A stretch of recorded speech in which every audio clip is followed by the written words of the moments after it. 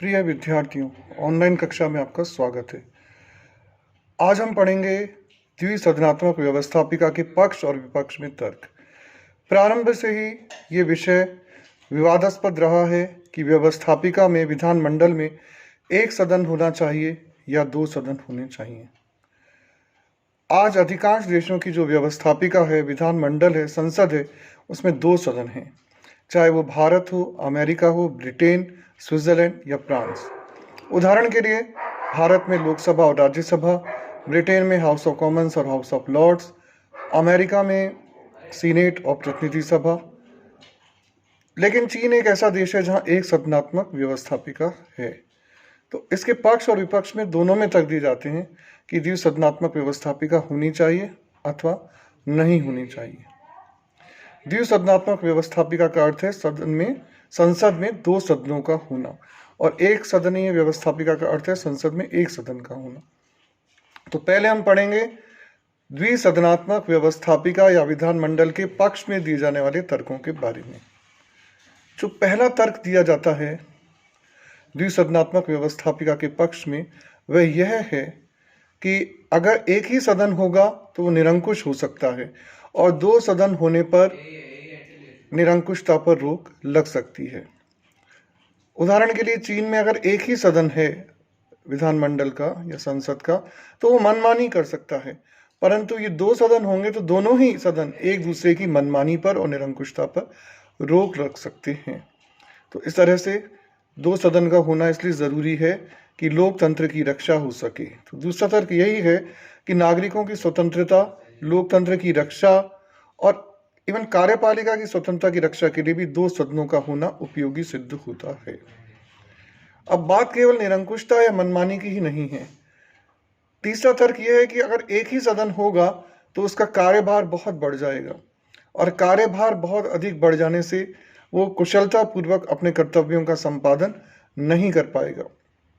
इसलिए दो सदन होंगे तो काम बढ़ जाएगा, और काम के बढ़ने से कार्य अच्छी तरह से हो सकेगा। इसके अतिरिक्त बड़े देशों में जहां बहुत सारे वर्ग होते हैं, समाज में बहुत सारे समुदाय होते हैं, दो सदन होने पर ही सभी वर्गों को, सभी समुदायों को संसद में प्रतिनिधित्व मिल पाता है, और किसी भी वर्ग को, किसी भी समुदाय को ये शिकायत नहीं रहती कि उसे सदन में प्रतिनिधित्व नहीं मिला।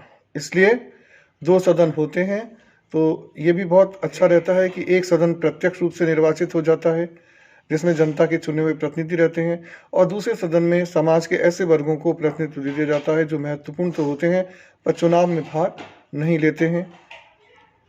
उदाहरण के लिए ब्रिटेन में लॉर्ड सभा में लॉर्ड्स को प्रतिनिधित्व दिया जाता है।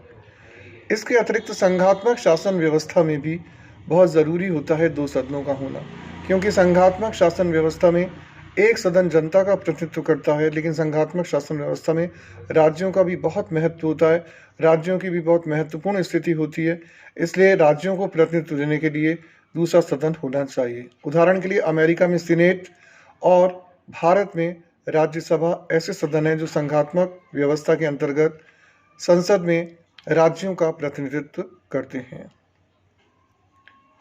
दो सदन होने से न केवल संसद की कार्यकुशलता बढ़ती है, बल्कि जो कानून हैं वो भी जल्दबाजी में पास होने से रुक जाते हैं, तथा जो भी विधियां बनती हैं, जो भी कानून बनते हैं, वो सारे लॉज बहुत सोच समझ कर बनते हैं।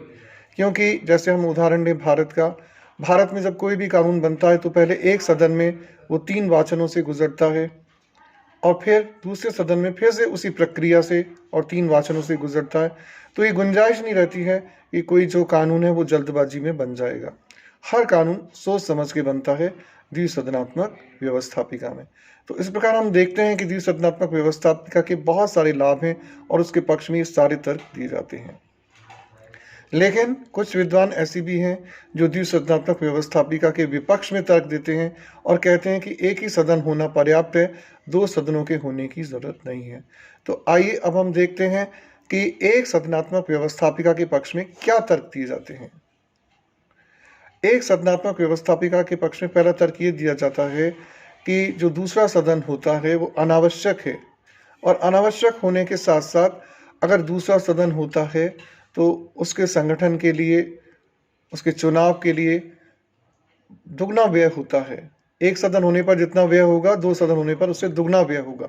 तो ये अपव्यय होता है जनता के धन का, देश के धन का, ऐसा कुछ विद्वान मानते हैं। साथ ही साथ शक्तियों के बंटवारे को लेकर भी बड़ा कन्फ्यूज़न रहता है कि दोनों सदनों में से कौन सी शक्ति किस सदन को दी जाए। फिर कुछ विद्वान ये भी कहते हैं कि जहाँ पर एकात्मक शासन व्यवस्था है, वहाँ पर तो दूसरे सदन की कोई उपयोगिता ही नहीं है, क्योंकि संघात्मक शासन व्यवस्था में तो चलिए फिर भी मान लिया कि जो उच्च सदन है या द्वितीय सदन है वो राज्यों का प्रतिनिधित्व करता है, लेकिन एकात्मक शासन व्यवस्था वाले देशों में इसकी कोई ज़रूरत नहीं है। इसके अतिरिक्त ब्रिटेन की लॉर्ड सभा के कारण कुछ विद्वान ये भी आरोप लगाते हैं कि जो दूसरा सदन होता है, चूंकि वो जनता द्वारा डायरेक्टली इलेक्ट नहीं होता है, प्रत्यक्ष रूप से निर्वाचित नहीं होता है, इसलिए वो अलोकतांत्रिक होता है और कई बार वो रूढ़िवादिता का गढ़ बन जाता है। हालांकि ये आरोप पूरी तरह से सही नहीं है। भारत की राज्यसभा कभी रूढ़िवादिता का गढ़ नहीं बनी। इसके अतिरिक्त कई लोग कहते हैं कि धन के साथ साथ इसमें समय का भी अपव्यय होता है और कई बार कोई कानून जो तुरंत बनाया जाना ज़रूरी होता है वो लंबी प्रक्रिया में चला जाता है। एक सदन तो उसे पारित कर देता है, दूसरा सदन रोक देता है, फिर संयुक्त बैठक होती है और इस तरह से कानून के पास होने में अनावश्यक देरी होती है। तो कुछ लोग इसलिए भी 2 सदनों के होने को उचित नहीं मानते। तो हमने पक्ष और विपक्ष दोनों में तर्क पढ़े। अब हम निष्कर्ष निकालेंगे कि कौन सा पलड़ा भारी है और कौन सी बात सही है। ये तर्क अपनी अपनी जगह दोनों के सही हो सकते हैं, पक्ष के भी और विपक्ष के भी, लेकिन 2 बातों से ये सिद्ध हो जाता है कि द्विसदनात्मक व्यवस्थापिका का होना लाभदायक ही होता है।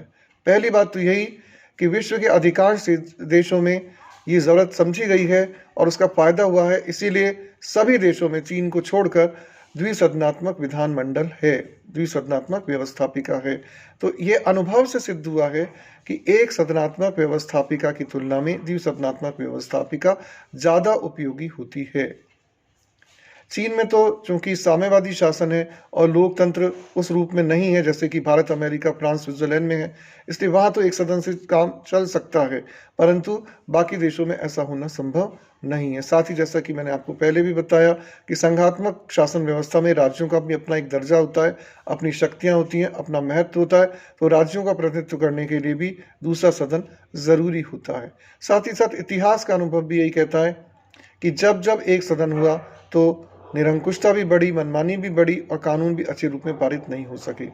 तो अंततः हम निष्कर्ष में यही कह सकते हैं कि द्विसदनात्मक व्यवस्थापिका होना देश के लिए, लोकतंत्र के लिए, नागरिकों की स्वतंत्रता के लिए, अच्छे कानूनों के निर्माण के लिए, इन सब के लिए बेहद ज़रूरी है।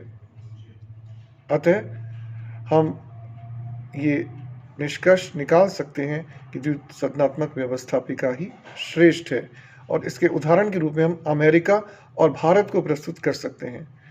अमेरिका में निम्न सदन भले ही जनता का प्रतिनिधित्व करता है, हाउस ऑफ रिप्रेजेंटेटिव्स, लेकिन वहाँ पर सारी शक्तियाँ उच्च सदन यानी सीनेट के पास हैं और सीनेट ने प्रगतिशीलता के नए उदाहरण प्रस्तुत किए हैं।